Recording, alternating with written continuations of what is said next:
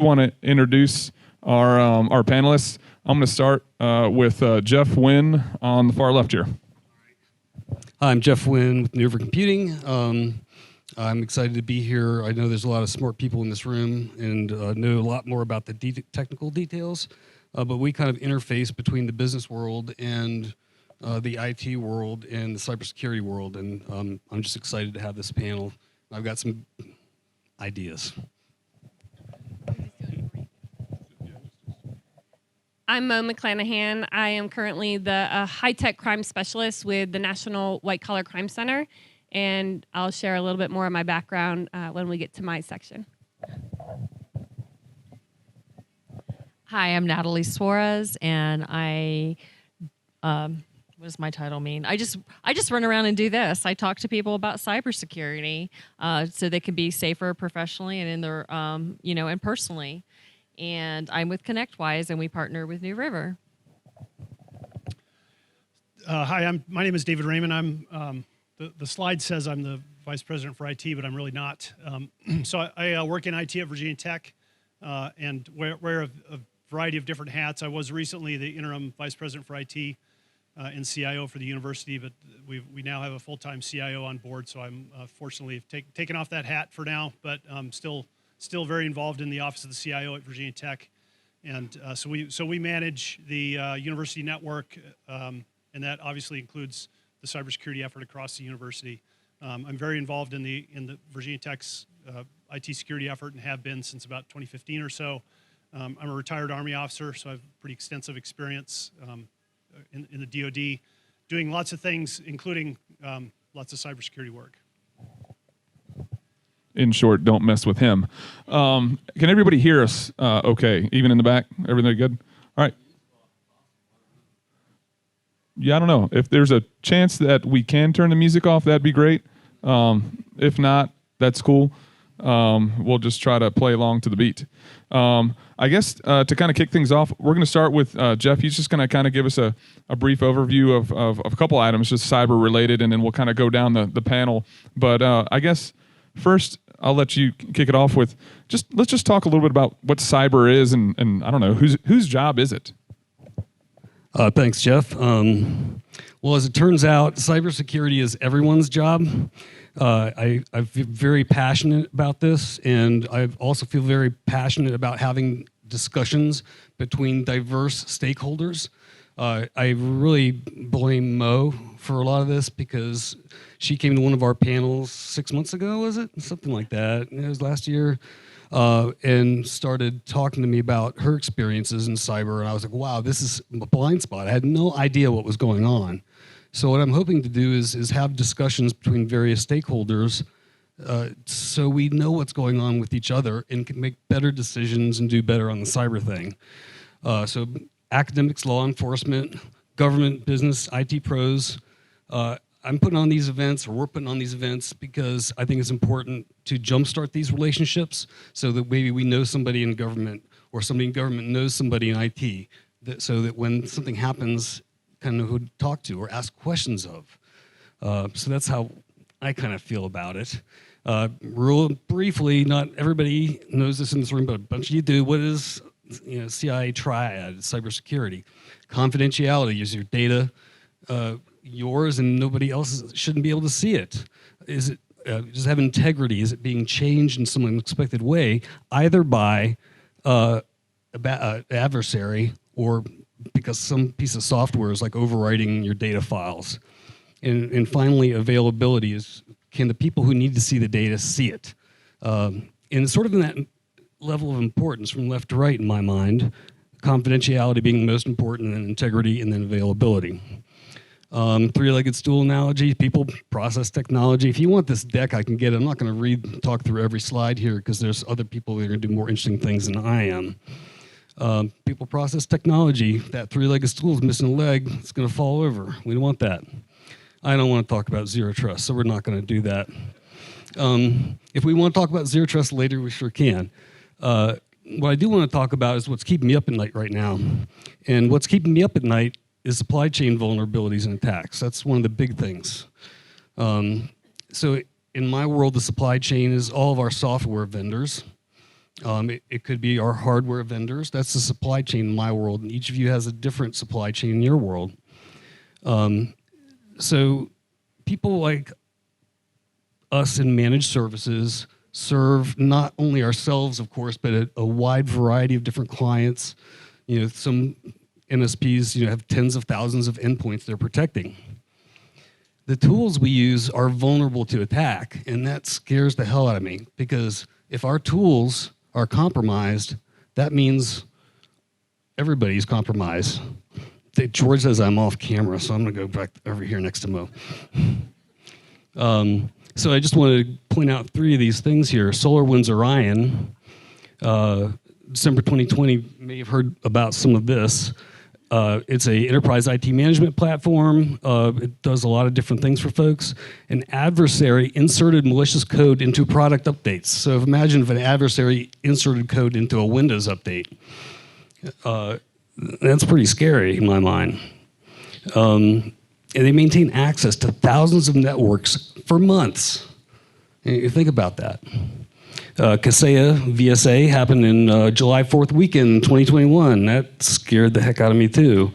Kaseya VSA is a remote monitoring maintenance tool. It installed on all the computers and servers and various things. And somehow an adversary got in there and deployed ransomware to businesses MSPs manage, so across the entire client base of MSP. It demonstrated the cascading effects that can result from a single point of compromise, right? So they compromised our tool and used that as a vector to force multiplier, if you will, to get at all the computers we manage.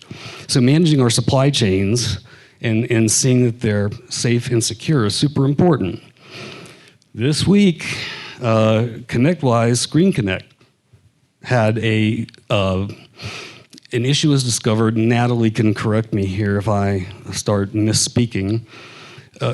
Screen Connect is a remote control software. So if we have to have a tech come in and help you out with the problem, and you show the tech what's going on, that's what we use, Screen Connect. There's others out there, and they're perfectly good.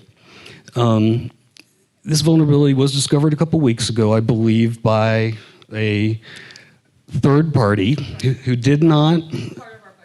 the bug bounty program. That person has not come forward to identify themselves. I hope they do someday, because they deserve a lot of accolades for not exploiting this, turning into bad, letting ConnectWise know about the problem. ConnectWise wrote a patch, validated it by Sunday, I believe, this past Sunday. We validated it within 24 hours. Within 24 hours of getting... The patches for the hosted were complete within 12 hours later. Can you hear me? Okay, so it was patched within 12 hours there were 2 vulnerabilities discovered. One was 10, which is the highest level vulnerability. And sometimes vulnerabilities in code, generally speaking, can happen because things in the industry have changed, or it can happen because of a mistake. Because unfortunately, I used to be a software developer, and we like to think we know what we're doing, but we make mistakes, right? So, Mistakes are part of the human condition. We all make them. And then the second one, which was like an 8.4 on a scale of 1 to 10, was patched within another 12 hours. And then what we've done is now, and also within that time frame, so there are people who host this on their own, host our software in their own premises. And what we've done is we've tried to get the word out to anyone who's using the software. And if we find when the software checks in, because it does check in with ConnectWise, that we are disabling those instances that are not, it's serious enough that ConnectWise made the decision to disable any software that has not been patched. Yeah, they're doing the right things. But not everyone got the memo, and there may remain many zombied instances that ConnectWise is trying to eliminate. What was really crazy in my mind was the timeline that all this took place. It was so compressed. My information, I may have this slightly wrong, is between the proof of concept of the vulnerability and it was actively being exploited was about 36 hours in my mind. And it doesn't matter if that's the exact timeline. What does matter is it happened so fast. It used to be that you wait 30 days to patch a server, and that's okay, maybe, but everything needed to happen just so. In one of my finer moments, I was able to actually apply the patch and get on the server. I don't do very much technical work anymore, but in this instance, I got on the server, got around Threat Locker, and got the patch on because I was the only person awake at that time of the morning, and yada yada.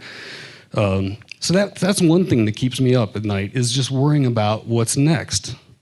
What is the next problem going to be found, and how will the person who discovers this bug not be one of the white hats, but be one of the black hats? So I'm just very thankful that this played out the way it did. Hats off to ConnectWise and a bunch of other folks. Here's the other thing that keeps me up at night. This is my Aunt Barbara. She's going to be 90 this year. She drives better than most people on this planet. She is very active and engaged, and she's wonderful.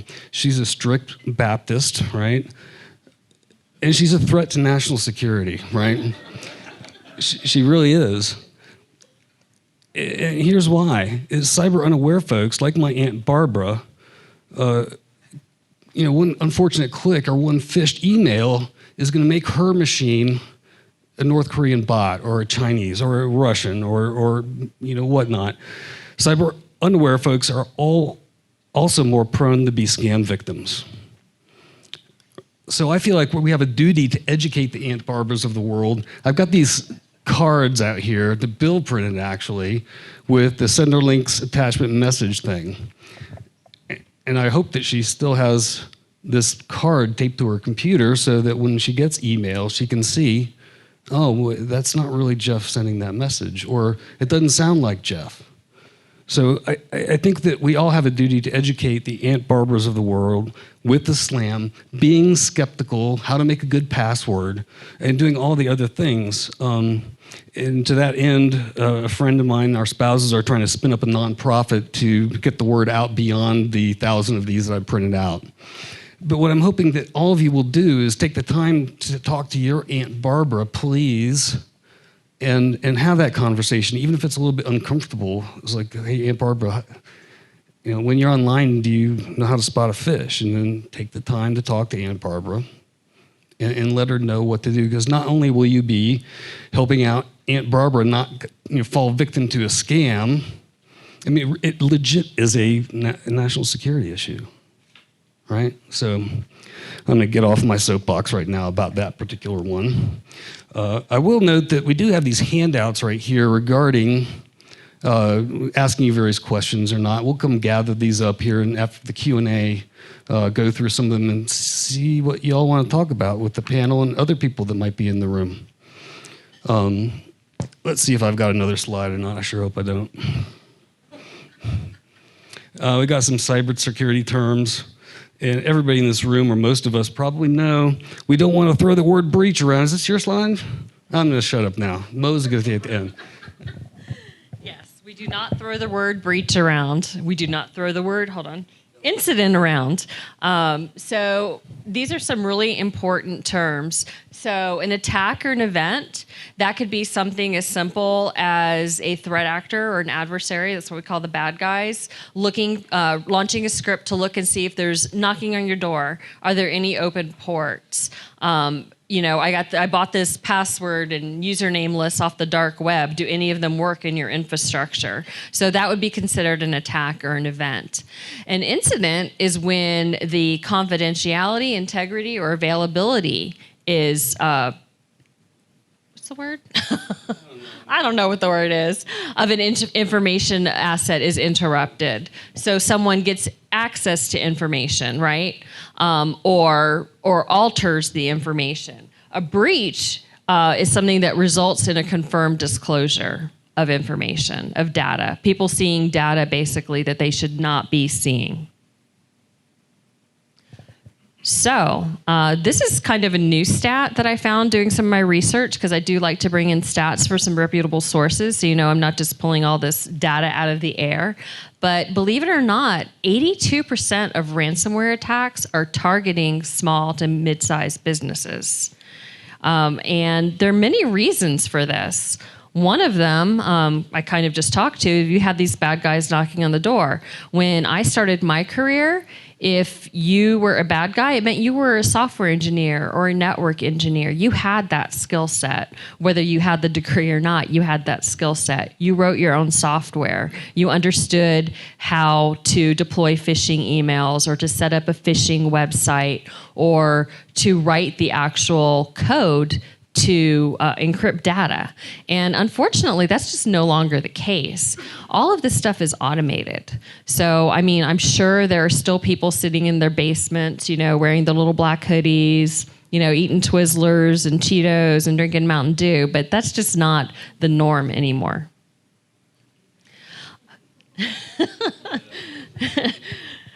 Did that hit home?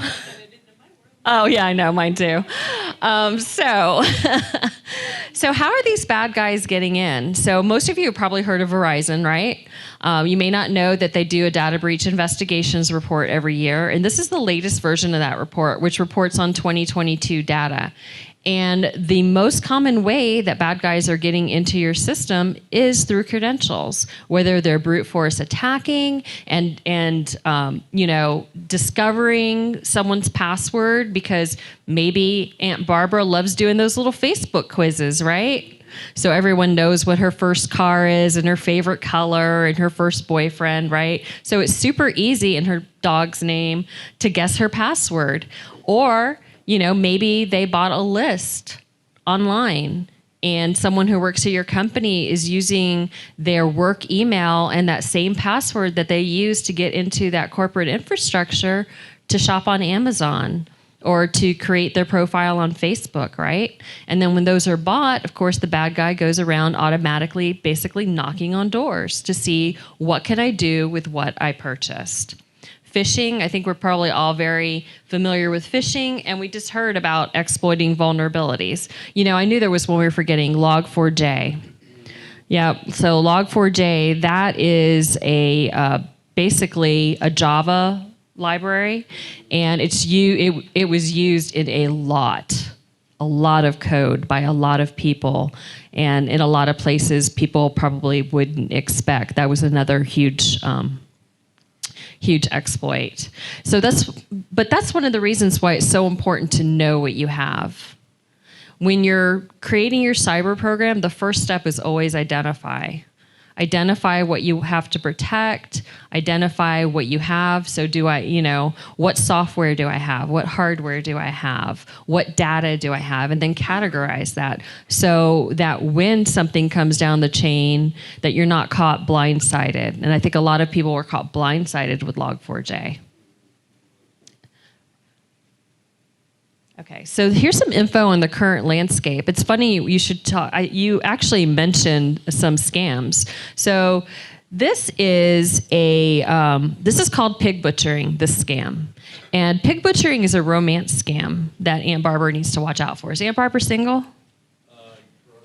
Yes. So Aunt Barbara's a target. Seriously, and what happens in these scams is. A lonely elderly person, befriends someone, creates a romance connection online, and it's probably most likely a combination of AI and real people. And it is a very elaborate scheme where they get them to invest, and they take away all their money. It's really horrible, and the threat actor group that's responsible for this is, anyone remember the Nigerian prince emails? Probably the least sophisticated attack. Same guys. Same exact guys. Those are the ones that are going to send me money, right? Yeah. Well, now they're not sending you money. They're romancing Aunt Barbara, taking all her money. And this is, I'm not going to get into it, but if you want to hear more, this is a really dark group and a very dark crime that steals people's livelihoods. Many people have committed suicide over it. It's really terrible. Another analogous attack to pig butchering that happens in the business world is people target business leaders, right? You're some super smart business leader. Tell me what you think of this investment. Look how it's doing. And And, they rely on pumping people up, pumping up their ego, right? Hey, you're this really super smart business leader. What do you think? And people fall for it. People who are very intelligent fall for these scams. And it's really important if you do, tell your IT person, tell somebody. Don't just suffer in silence. Social media phishing, that's huge. Social media really matters, like I said, because a lot of people are using those credentials for work to access their social media. I have a couple of slides on AI. AI has really impacted the cyber landscape. AI is to today what the internet was to the 90s. It is a serious disruptor. And, some of you from some of the education from some of the universities, AI isn't new. It's the ability, it's these large language models like ChatGPT who brought it to everyone. That's what's new, not the actual technology itself. And we can argue about that because I hate that we call it intelligence. I really do. I have some good news on this slide. Lockbit, huge ransomware gang, just taken down by the FBI and our international partners. Yes. Yep, sure was. So I like to, it's not all doom and gloom in cyber, right? What else do we have on here? A whole podcast about the dual-edged sword of AI, because it's true, bad guys are using it to take advantage of you. But guess what? The good guys are too. We're using it to discover threats. We're using it to make our software better, to help protect your environment. It's being used by both sides, just like, everything has a good side and a bad side, especially disruptors like the internet. There's the regular internet, there's the dark web. There are good large language models, there are bad large language models, right?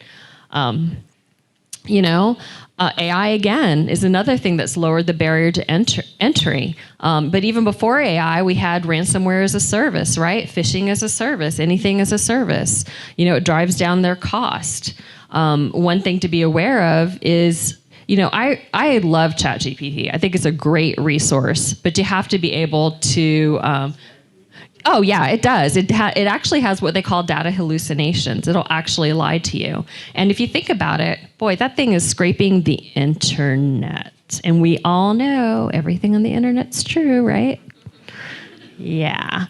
But again, this also reduces their need for expertise, but I bet you they've written some pretty buggy code too.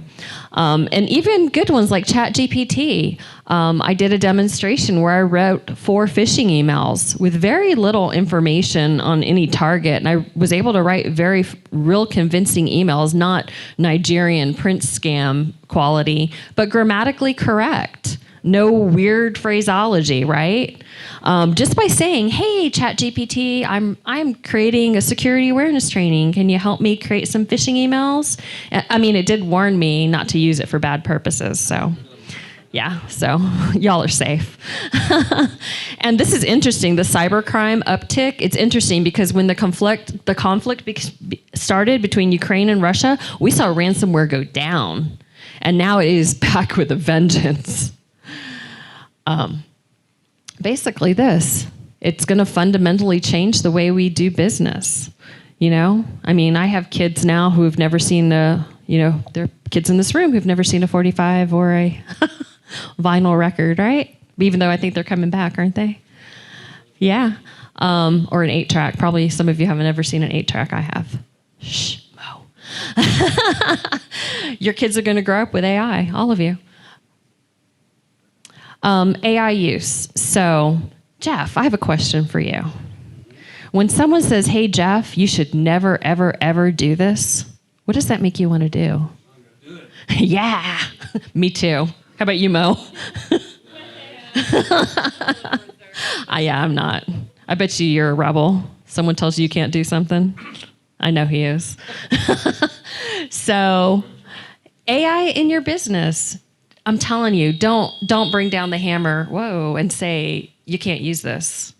Because unless you're taking away people's phones, which, by the way, I come from a DoD background, too, so we used to have to put our phones in the little locker before we went in. So unless you're putting their phones in the little locker before they come in to your office, they're going to use it. Let's use our common sense about this. Let's develop policies and procedures. Remember, it's not all about technology. Let's develop policies and procedures. Let's include this in our security awareness training. Let's make sure they know that whatever they give away, they're giving away to a public entity. I mean, Samsung gave away intellectual property. There was an attorney. Did you hear about the case of the attorney who used ChatGPT? It lied to him. It gave him case law that didn't exist. He got in a lot of trouble because he didn't check his sources, right? So you should educate on how to fact check. If you're using it to generate code, more power to you, but you better verify that code. I mean, it's great. So I don't really want to spend a lot of time on this. Some of you were here last time when I did this, and we're kind of short on time, but if you want to hear more about it, what this is actually a real attack available on the dark web, a phishing as a service attack that defeats multi-factor authentication. And the reason I show this is not because multi-factor authentication is bad. The reason I show this is because there are other technologies that would save you from this type of attack. One of them being security awareness training. Don't click on an email unless you know, or scan a QR code, unless you know the sender and you're expecting it. And don't call the phone number in the email to verify that they're okay. Call a known good number for that person. Or, if it's from Verizon or your electric company or something like that, call their customer service number. You should probably have a log on to their account, right? So you can get that information, because even if you Google it, the first hit could be wrong. Yeah. Ooh, that color did not come out pretty on this. It looked much better on the slide. But these are some of the technologies that help you build a layered defense. Managed detection and response, a security information event management system, monitoring or protecting, web filters, DNS filters that keep employees from accessing malicious sites. It kind of saves you from typo squatting or, what's the other one? Fake domains, because the bad guys aren't idiots, right? They'll do things like substitute a 1 for an L, add an extra letter in there, use an R and an N versus an M, things like that. That protects you from things like that. Access management. Not being, I know there's a lot of technical people in here, not being super user on everything. Don't be the super user unless you need to be. Otherwise, be a regular user. Things like multi-factor authentication, zero trust, all that come into play here. Security Operations Center, if you don't know what that is, those are security professionals, analysts that understand how to work these advanced tools and know what to look for, what patterns to look for, and can in some cases even detect an attack by what's going on in these tools before you even see that there's an attack happening. And oh, by the way, if you want comprehensive, reputable, and affordable cybersecurity insurance, if you want that, all three of those things, you have to have all of this. Now, you can certainly choose one or two of those, but... Oh, sure. Yeah, here, Mo. Thanks. So just about the privacy thing, there are new privacy laws in Virginia that require, if one piece of PII was touched by an adversary, it's reportable to the Virginia State Attorney General. They've got an online form you can fill out and everything. Second thing is when you're asked to fill out those banking forms, like, what was your first elementary school? Lie. Now, Aunt Barbara doesn't like to lie. She's a Baptist, and it's sinful, but we got to teach Aunt Barbara to lie. I also want to point out that post-breach PTSD is a real thing, and the FBI had a 45-minute some odd webinar on it, which I missed, unfortunately, but I wanted to learn a whole lot more about that. Final thing about the cybersecurity insurance is there have been some events amongst people in this town and in this area that had they not had the cyber liability insurance in place, that phishing thing that Natalie pointed out got them, and they had to report to the Attorney General, and if they hadn't had this insurance, it very well could have been a door-closing event for these entities. So got to make sure your business buddies all know that they've got to have appropriate cyber liability insurance. I'm just gonna, can I add to that too? Yeah, Just, go ahead. So, I mean, I know a lot about the cybersecurity security insurance piece, and it's just kind of like we're in this stadium here. Like, yes, if you wanted to go out and play on that football field, certainly, yes, you can get a cybersecurity insurance quoted to you, and it can be cheap, right?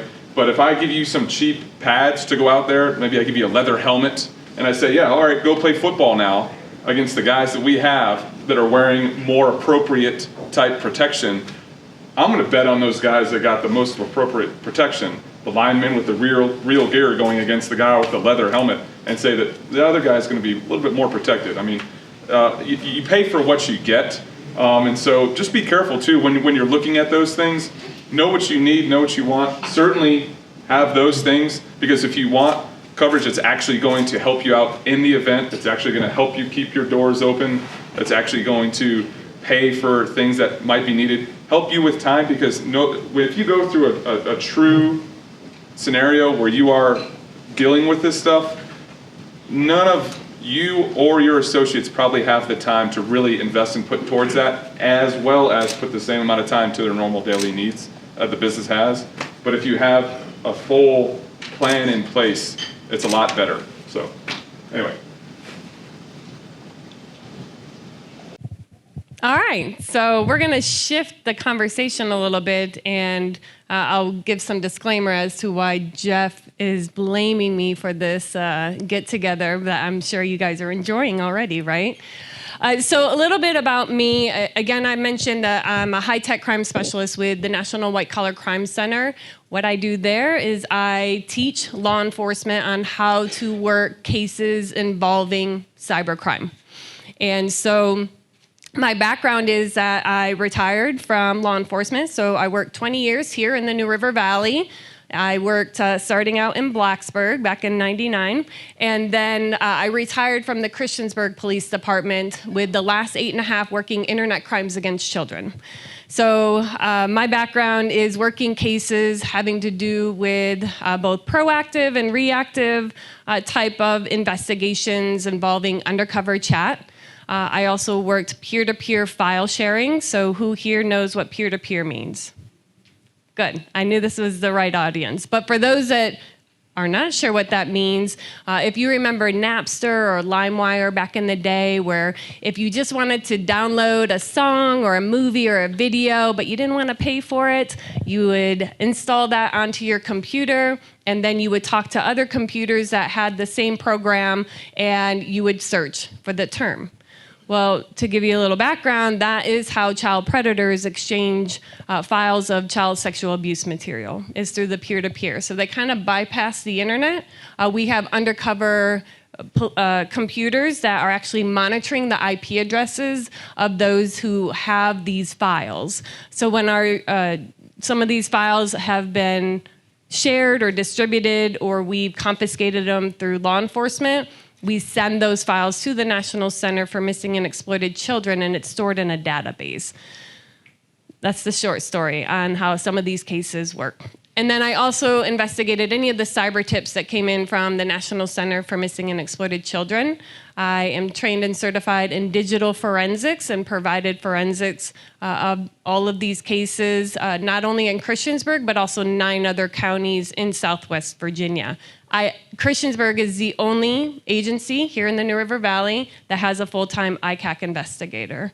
And so a couple years ago, I was actually invited to be a keynote speaker to a cybersecurity conference.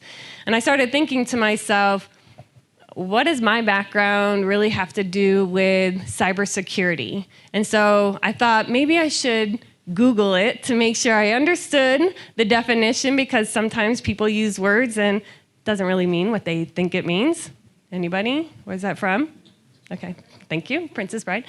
And so I thought to myself, because even as I educate in the community, so over the last 10 years, I educated kids, adults, and even law enforcement on the dangers of the internet. And so if I, depending on the audience who I'm speaking to, and if I were to ask them if they're being cyber safe, that might mean something different to them. So for an example, if I'm speaking to like my 11-year-old and I said, are you being cyber safe? And he's like, yeah, Mom, I'm being cyber safe. I'm not talking to strangers online. But maybe he just created a new username, used his real name, and put his location onto that profile, which not in our house, but technically speaking for other kids. If I was speaking to maybe a colleague or even you here and I asked you, are you guys being cyber safe? And you're like, yep, all my social media, it's locked down, it's private, I'm being very secure on the data that I'm putting out there. But are you using the same password for all the other accounts? And so data is going to be leaked out there and be compromised and possibly be misused. If I was speaking to my mom or Aunt Barbara and asked them if they're being cyber safe, my mom would be like, I don't even know what you're talking about. I hardly use the internet. I don't use that Snappy Chat or Instagrammy. I just check my email, right? And so then we're faced with possibly clicking that link from their bank, thinking that you've had fraudulent charges on your account, and we think you should probably change your password, and we've provided you a link so you don't have to go to your own bank and click that, right? So then I started thinking, okay, let me find this definition. And so when I found several different types of definitions inside of Google, and I kind of put it all together and came up with this, that it was a collective method to help protect the integrity of computer systems, networks, data, and programs from digital attacks. And I'm like, okay, I can kind of understand this because I work computer crimes, kind of, right? So I understand things that could compromise the integrity. I understand how to collect data off of devices and how that could be compromised if they don't have things password protected. I understand the networks and all of that. And then I also understand like the general notion of protection in general. But I started thinking, okay, so what does that really have to do with me and my background once again? And I felt like it was kind of close to what I was doing, but there was a missing link. And what I found was that it was missing the protection of the people behind the attacks, right? The victims. And so when I started thinking about it, when I was first trained in working internet crimes against children, they taught us the different types of crimes that I would be investigating. They would teach me the different elements that needed to be met in order to produce a charge. They taught me how to identify the target, how to interview and interrogate them, how to produce the charges, find the evidence, send it to court, move on to the next case. Right? That's kind of law enforcement in general. You move on to the next case. But over the years, we found that we were missing something, and we were missing to go a step further and to ask them if they have contact with children, if they've ever victimized somebody. Because what the research was showing is that most child predators have been hands-on, even if we're doing a case that's just possession of child sexual abuse material, or if I'm doing an undercover chat investigation. So as we started evolving in this, investigating these types of crimes, we started adding that victim focused type of investigation. And so one of my undercover chat investigations, it led to a target in Maryland. And so we, as a collaborative, have gone through this victim-focused type investigation. So Marilyn knew to take the extra step and asked this subject who was just speaking to me, believed that I was a 12-year-old, sent naked images, wanted naked images. When they investigated him and asked him about a possible hands-on, he admitted to being hands-on with his niece, who was 6 years old. It was only when she was sleeping, so she would never have known to make a disclosure.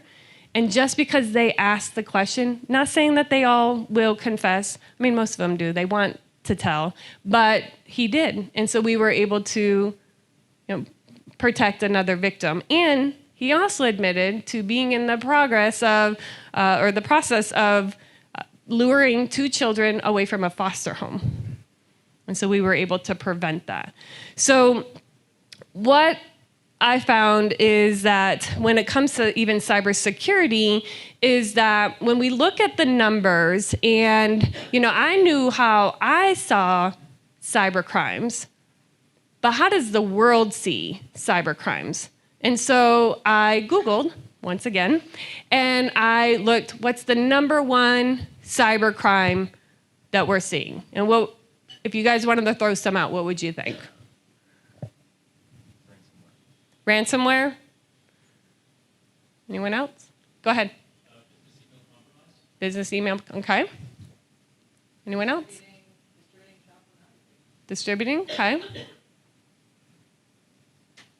Okay, those are great guesses.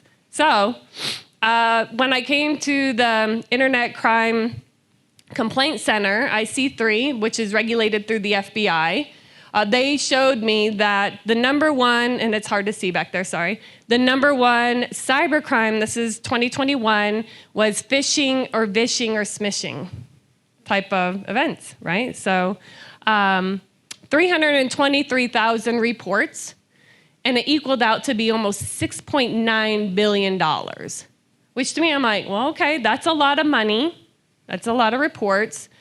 But to me, that's adults making poor choices and deciding to click links, not being mindful of what they were doing, and, they had control over that. But in my world, when I look at the cyber tip line for the National Center for Missing and Exploited Children, we're seeing 29 million reports of child exploitation.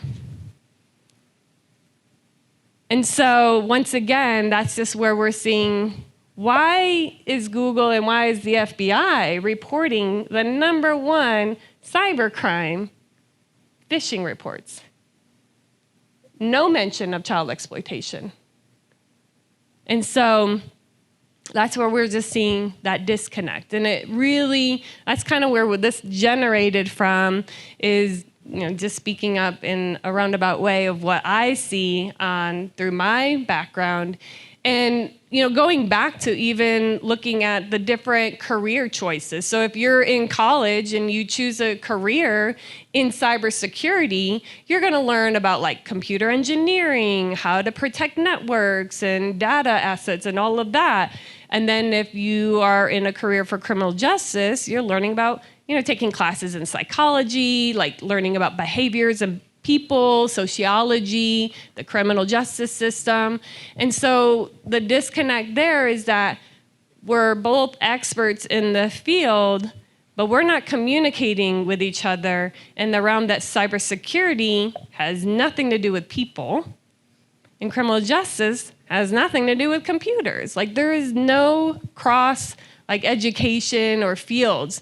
When I was appointed ICAC, the only computer background that I could say I had was that my dad worked for IBM, and I knew what Facebook was, and maybe in college I tapped into IRC, but most people probably don't know what that is. I didn't know back then. But that it didn't have a requirement for any kind of computer. And so that's why I love that we are coming together now and we're starting these conversations between all the different fields of study and being able to reach out and educate people on so many different levels. So we're starting here with a lot of contacts through businesses and local businesses, but how many here are parents, right? Or grandparents or aunts and uncles.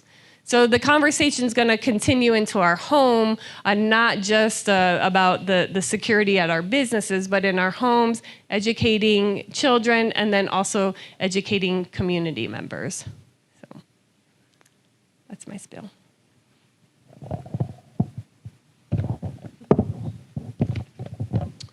All right. Well, I'm going to be very brief because I want to get on to the Q&A. And I think I have like 2 slides. 2 slides? Yeah, 2 slides. So, what I want to talk about just briefly is as a practitioner, I'm consider myself an educator and a practitioner in the cybersecurity space. And I want to talk a couple of minutes about the Virginia Tech network and how we manage it from a cybersecurity standpoint. And so if you think of an R1 university like Virginia Tech, this is the situation that we're in, right? We have an administrative network that has people in HR and finance and IT and other business offices, and they are doing corporate-like work, right? So we have this corporate notion of a network that we have to secure. Does that make sense? It's like any service organization. It's a corporate network. And if you think about how you'd secure a corporate network, what do? You put a firewall on the border. You have very strict requirements about what software can be installed on systems.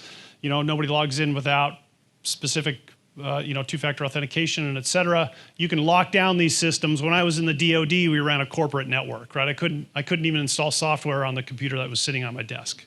And that's great. That's a great approach in that kind of a situation.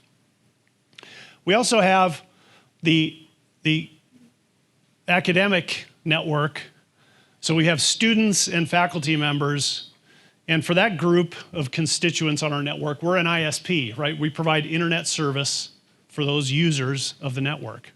It's all the same network, right? The Virginia Tech network is one huge thing. It's active in this building, in fact. If you connect to the network here, you're on the Virginia Tech network. So we're an ISP. We provide service to students and faculty, and that includes 60,000 people-ish.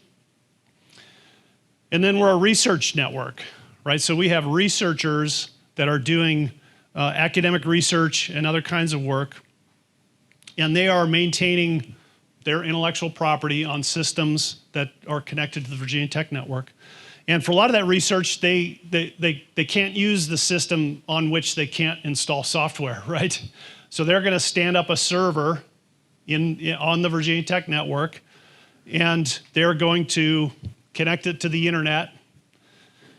And why are they going to connect it to the internet? Because they want to get access to it from wherever they are, right? They need access to the internet to do their work, and they need to be able to access that device from wherever they are. So they're going to stand up a service on it. Like, what kind of a service might they stand up on that device so that they can get access to it from elsewhere? Yeah. They might stand up SSH, yeah. If it's a Linux server, they might install SSH. Now I have an SSH server running on the Virginia Tech network that is not managed by Virginia Tech, right? It's managed by some graduate student who maybe this is the first SSH server he's ever stood up, literally. I mean, this happens every day. Or they might stand up a Windows server, and how are they going to connect to that from somewhere else? RDP, yeah, RDP, right? Remote desktop protocol. They're going to get the desktop. Okay. So this is the Virginia Tech network, right? It's all one big network. And so how do you think about securing something like this? What do you do?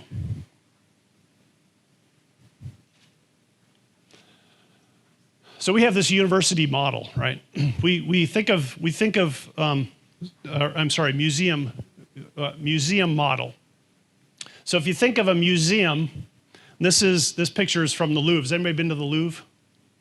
Yeah, I've been there. It's pretty cool. This is the Mona Lisa, which is way smaller than you would think it is, right? It's on the wall. It's behind glass, and there's a big roped-in area around it, right? So think about a museum, right?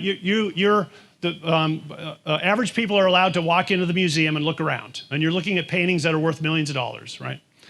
So you can just walk in there and use the museum as a tourist, but the people who manage the museum still have to be able to secure things like the Mona Lisa inside that building, right? So you have different levels of access depending on who you are, and you can move around in different places of the network depending on who you are. And so this is how we try to think about securing the Virginia Tech network. It's all about controlling access to things. It's all about monitoring outbound traffic, right? So we talked about definitions of things like data breaches, and it's not a breach unless a bad guy gets access to your data, right? They can muck around in your network all day. If they don't take data from you, it's not a breach, right? We think of security in terms of the data. So if you think of, Jeff started out by talking about the CIA triad, right? Confidentiality, integrity, and availability. And what do those three things all apply to? The data that's on the network, right? So anybody can join the Virginia Tech network. So you might say, well, how do I secure my network? I keep bad guys off the network. Well, anybody can join the Virginia Tech network, right? When you come on campus, you can get guest wireless. Anybody can do that. In fact, we're getting ready to switch guest wireless over so that you don't even have to ask for it. Right now, you have to put in your email address, and you'll get an email that gives you a password, and you get 24 hours access. We're turning that off because it's a pain in the ass, and it's stupid. Why do that? Because we're going to give you access anyway. And we're not going to track what you do. I mean, there's no way we have the resources to track all these guests on our network. So anybody can connect to the Virginia Tech network. So we think about the data and where the data resides, right? And how do you do that? Well, first you have to inventory every system on the network. And how many systems do you think that is on the Virginia Tech network? I would hazard a guess at 200,000 plus. So we inventory every university-owned system on the network, inventory all university-owned systems on the network. And then we classify those systems based on, what do you think? Classify them based on the data that's stored on those systems, right? So we have 3 classifications: high, medium, low risk data, right? What's going to be high risk? Finance data, PII, FERPA data, so student data, PCI. We all have compliance regimes that we're familiar with: PCI, FERPA. We have PII. We have intellectual property that is maintained by faculty members and other people. That's not high risk data. Most of that's going to get published in a couple of weeks. It's medium. We would consider most research data to be medium risk data. I mean, we care about it, but if somebody takes it, the university does not have to report that to any law enforcement agency or compliance regime. So that's not a data breach to the university. So it's all about thinking about the data, right? Where's the data reside? So inventory, and you can do this in your home network. You can do this in your small corporate network. You can do this at Virginia Tech that has 200,000 plus devices. Inventory the systems on which data resides that you care about, university data, different classifications of data, right? And then you secure those systems based on the data classification. So high-risk data goes on systems that have a specific hardening requirement, right? We have standards that specify security requirements based on the level of data. And some of that stuff we put on specific partitions of the network that are secured by border firewalls and other things. I mean, there's no border firewall on the Virginia Tech network because we have 3 100 gig links to the internet. We can't put a firewall on 3 100 gig links. But what we can do is take the data that we care about and put it in a place that is protected by firewalls. I'm going to stop there so we can do some Q&A. How's that? All right. Thank you guys again for the attention and everything. We'll kick this thing off. I guess I'm gonna kick this one to Jeff. One of the questions was, how do you feel about the Password Vault program? So maybe I'll start with you, and then anybody else wants to add into that. The Password Vault programs. I'm not familiar with that one specifically. Maybe we're talking about password managers here. I think. Maybe we are. Password managers are great. I recommend using them. Do a little bit of research first. There are a number of reputable ones out there. We're using NordPass internally right now. These password managers allow you to create unique, complex, long passwords, and you can use that to sanitize your password list. A while back I did mine. It took me about 16 hours maybe to change all of my online passwords to unique, long, and complex. But it's done, and now my passwords are unique, long, and complex. So I have to remember exactly 2 passwords in my life, and that is the password that logs me on and the ConnectWise password. But the point is that I can log into a different computer, log into my password manager, and have access to all of that same stuff that I need. Additionally, my password manager allows me to store all of my lies that I've told the banks. And so it lets me keep note. The ability to have notes in those things are super. So do a little bit of Googling, LastPass, NordPass, KeyPass. I'd like, yeah, KeyPass. I use key. Okay. I don't like LastPass. And the reason I don't like LastPass is not because they were breached. And take this as a point for your business, because it's not a matter of if something will happen, it's a matter of when something will happen. If you are breached or something happens, like what just happened with ConnectWise, be open and honest about it. They were not open or honest. And I'm sure everyone's familiar with the New York Times, but they purchased something called Wirecutter. And Wirecutter used to be the place where you would go if you were buying like a new washer and dryer, and you would go to Wirecutter and say, what's the best washer and dryer? Or what's the best computer? Well, a few months ago, they did a study on the best password vault for personal use, not business use. You talked to New River about business use, but for personal use, they said the easiest and best one to use is 1Password, and it will actually allow you to create any type of field of your own, so you can actually put those questions and answers in there. That's what I use personally, but you're right. For business, that's different ones. Did you have any? Yeah. So the thing to keep in mind, first of all, password managers are great. I use LastPass. I've used it for 10 years probably. What you have to keep in mind, though, is that those are all your eggs in that one basket. So you need to secure that with a good password, a very good password, and you have to use multi-factor authentication. If you're not using multi-factor authentication on your password manager, you're making a mistake. If you're not using multi-factor authentication on your important accounts, then you're making a mistake. You're not going to use multi-factor authentication everywhere because it's kind of a pain. Can be a barrier to entry for a lot of systems, but use it on any email account that you have, because your email account can be used to reset your other passwords, and use it on any banking system that you have. But password managers, highly recommended. Make sure you use multi-factor authentication. You want to talk to me about that later on? Grab my business card, send me an email. If you didn't hear that, he said grab a business card or send him an email if you want to talk about that later. This one probably dovetails into that, and so I'll just go into it, and maybe there's things to add and maybe not.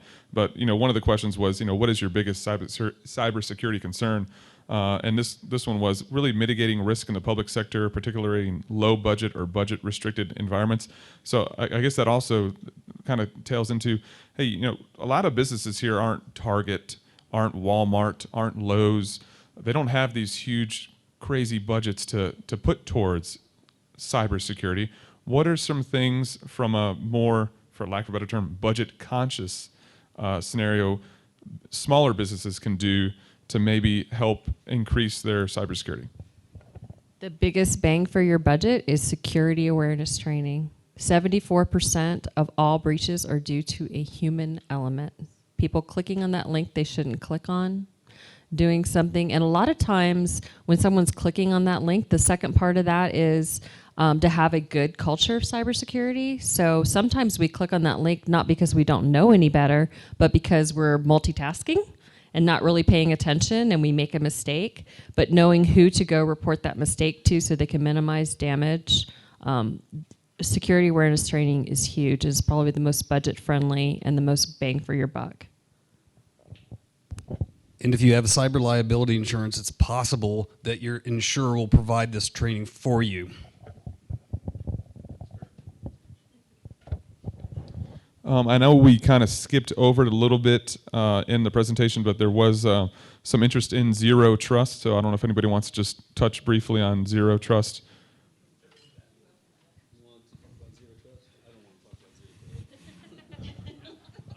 You're welcome. Yeah, so the notion of zero trust is that you don't trust the network, right? You trust the authentication mechanism by which you connected to services, but you don't trust the network. And I don't want to talk a lot about zero trust. There's a lot of people that'll sell it to you.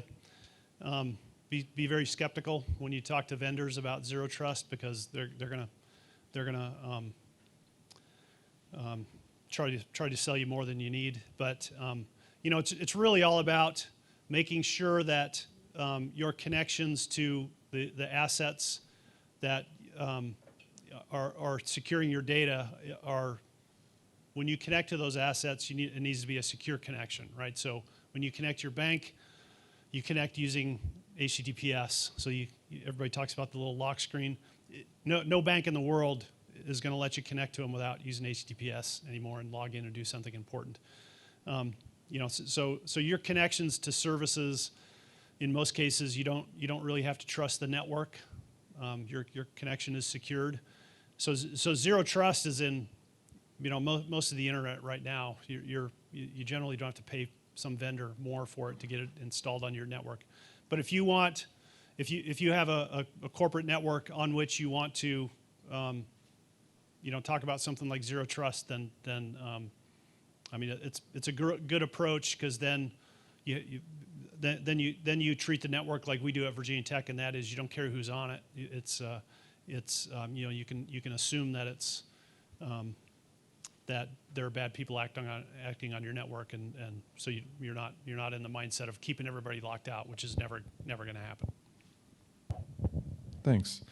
Another question, really kind of just talking about layered security and safety for kids on the net. Anything you want to add or speak to on that, Mo? Yeah, so that's a great question. And if you picked up the cards at the front table, it was just 6 tips to kind of take home to secure your kids online. But honestly, number one is just being involved in their how they're engaging online, and setting guidelines and expectations, making sure that you're monitoring them, because unfortunately, I mean, whose kids here came home with a Chromebook in 2020?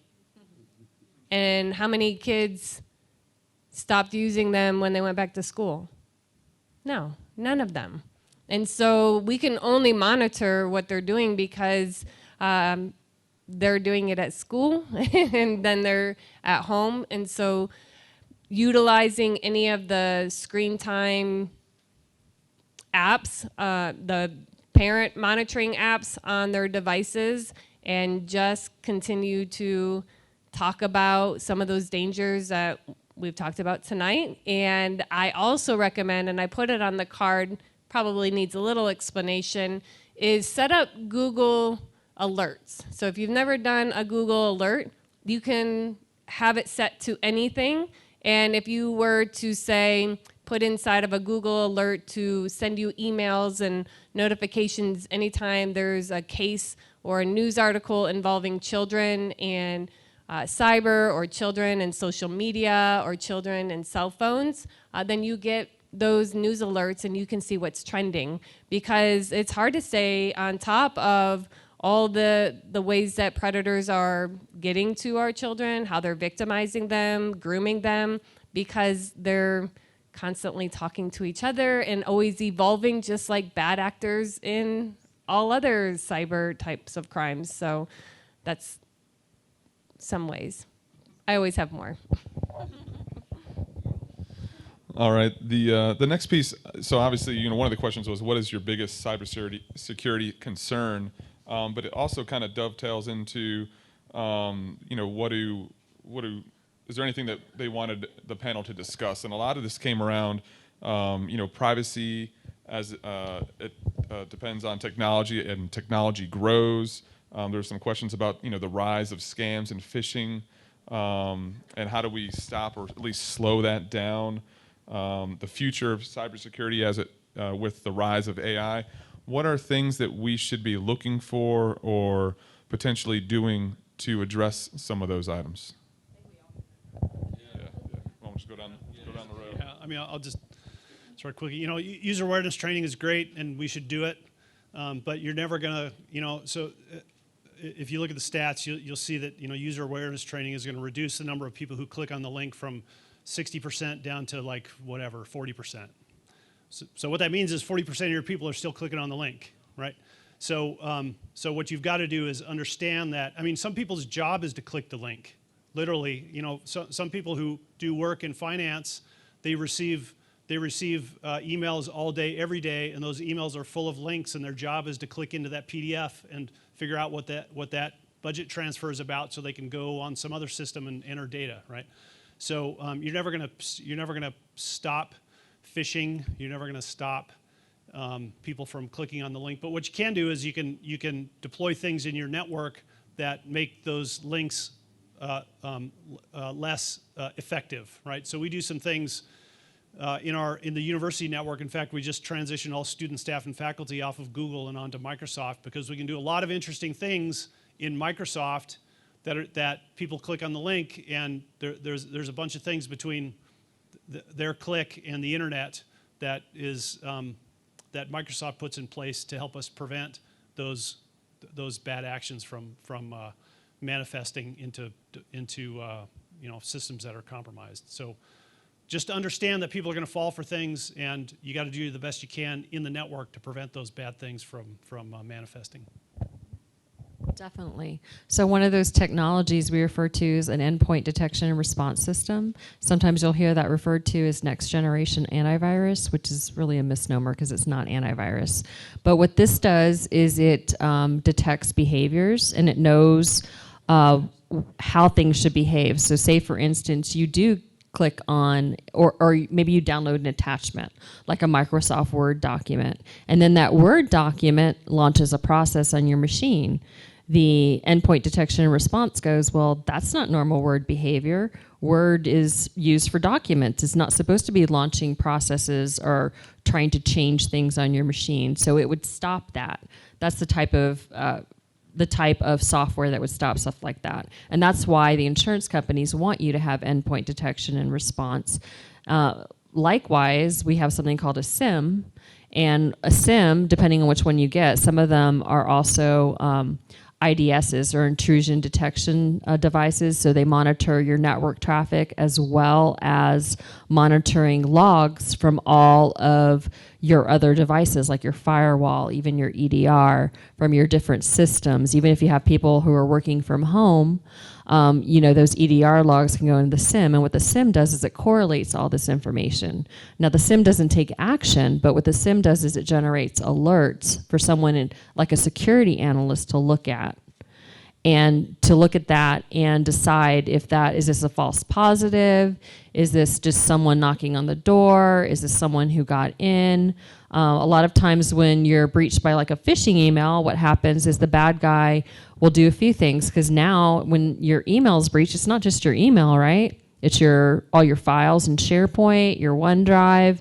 So maybe the bad guy goes and exfiltrates a bunch of data. So they're grabbing globs and globs of data to see what they have. Well, a SIM would recognize that as an unusual event. Why is all this data all of a sudden moving out of the network? Or if they breach your email, maybe they're sending email to your clients saying, the way we want to be paid has been changed, to trying to divert the funds to you. So when the bad guy's in your email, what they'll typically do is they will create rules to clean up after themselves. So they may delete all those sent items, obviously. They may move incoming email to a strange place like your RSS feeds, or someplace where you're not going to look, right? And a SIM can detect the creation and deletion of these rules and things being moved around that look suspicious, that you wouldn't see as a normal human being unless you were in the right place at the right time. But that's just some examples. What? Just some. What? Nothing. I'm just talking. Go. Okay. So I always like to think more on the proactive side of things, and even with your business, but also with your personal life, and Googling yourself to see what's out there when we're talking about privacy. And then, yes, yep. And so, Have I Been Pwned is one that I actually teach as well. That's how I find a lot of targets too. But doing that for yourself and finding out what data's been breached, and then going in and changing all of that, but also setting up separate emails for different types of accounts. So you have one set email for financial and anything having to do with like credit cards and loans, having another one that's just for friends and family, having one for all of those coupons that you want to sign up for, because I'm very frugal. And so that way you know that that's where all the spam's going to be, and you're going to use all fake information inside of that email, and they're not going to really be connected to anything personal. So be proactive. Talk to Aunt Barbara, please. That's going to move the needle on cybersecurity. There's those slam cards up here. Grab a stack if you got an Aunt Barbara like I do, and have those conversations. Teach her about sender, link, attachment, message. Teach her to always be skeptical of what's going on. I don't want anybody else to be a victim of fraud. Unfortunately, we all have weak moments, and it'll keep happening. But if we can have those conversations repeatedly with Aunt Barbara, chances are we're going to help move that needle. I'm going to go one more question. I know it's Thursday night. It's 7 o'clock. You know, we got to get our Borgs for the young kids out there or have a good time. But, hey, all right, so we've talked about all of this. Somebody got in. Yeah, oh, yeah, and we'll definitely be around. But so somebody gets in. We've got a breach. We've got an incident. What do we do? How do we respond? What should we tell our employees?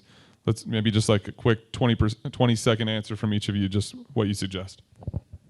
Please create a culture in your organization where it's okay to admit that you've made a mistake, right? And not punish an employee or a colleague for making a mistake. You know, we all have weak moments. I have clicked on the UPS simulated phish when I was expecting a package for my lovely wife, and I wasn't thinking. I was just in a hurry. My package is delayed. I got to click on this link, and so the next thing I know, I'm getting some training. So make that culture. We know that we all make mistakes, and don't punish people for making those mistakes when they own up to them and tell you about them. I was going to say the same thing. I don't know. Now I can't think of anything else. Doggone it. Here. Yeah, so I'll revisit Mo's comments about being prepared, right? It's about having an incident response plan and program and wargaming your plan, right? You need to do tabletop exercises to make sure that everybody understands what to do in the case this happens. You know, there's a whole slew of things that you need to do if you run into that situation. And you can't figure it out on the fly, just like we're not going to try to talk about it on the fly. Have a plan and practice the plan. Okay, I've got one. Disconnect. If something weird is going on the computer, disconnect the computer from the internet. Do not turn it off. You will destroy forensic evidence. Awesome. The one thing I want to kind of add on to him too, I'd say create that culture, right? The trainings are great. I know they're not fun when you have to go through them, but you know, we do them. You know, this is not a plug either, but New River does our IT, and so every week we've got it's a 2.5 minute training, right? Everybody does it. It's kind of graded, but it's cool. But it's so cool now because we'll get random emails that. I mean, I don't really ask the question, but I'm pretty sure, you know, it's a check to see if you're going to actually click on it or follow through with it. And now, like it's funny, like you'll just hear it coming through the office. Oh, hey, Nancy, did you get that email? Yeah, I got that email too. And that's that culture we want, right? Because there's probably some emails that some of those folks have gotten that were probably from a bad actor, and nobody clicked on it because they said, hey, Tommy, did you get that? Yeah, I got that email too. We'll just delete it. Cool.